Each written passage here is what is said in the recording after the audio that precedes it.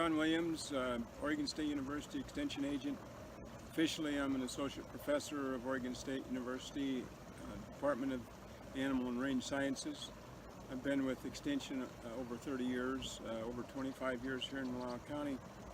I got involved in the wolf issue when Mac Burkmeyer came in my office in 1996, the same year that they turned the wolves out, and said, we've got an issue that's going to hit the cattle industry worse than anything in my whole life. I'd learned a long time ago that Mac was a visionary and was somebody that you listen to. So I've been involved with it for a long time.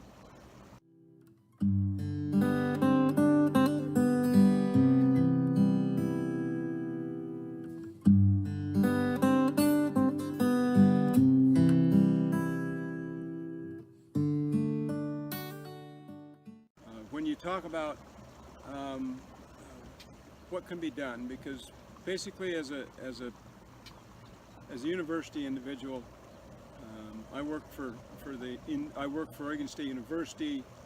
I try to think science-based. I try to say, what can we contribute to the overall story or issue of the wolf and the cattle, and where can we bring more information so that better decisions can be made. And that's my function, is to try to do that. We got started with some research in 2008. We were hanging collars on cows. We hung collars on a wolf or two and got some data back, got some really good data back, and learned some basic things about wolves.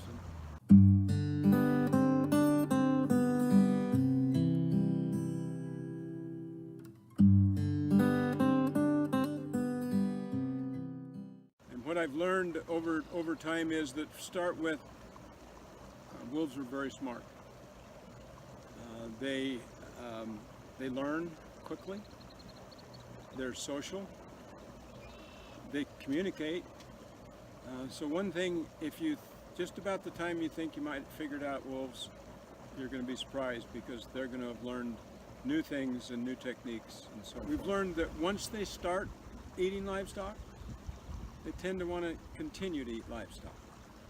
So once you have a wolf that has gotten in and has been trained, livestock are good things to eat, we see a whole lot more of those depredations.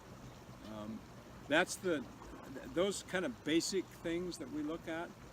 Had people tell me about, well, I've had cougars, I've had bears, and wolves are just another predator. And I look at it and say, anytime you talk wolves, you talk a different scale.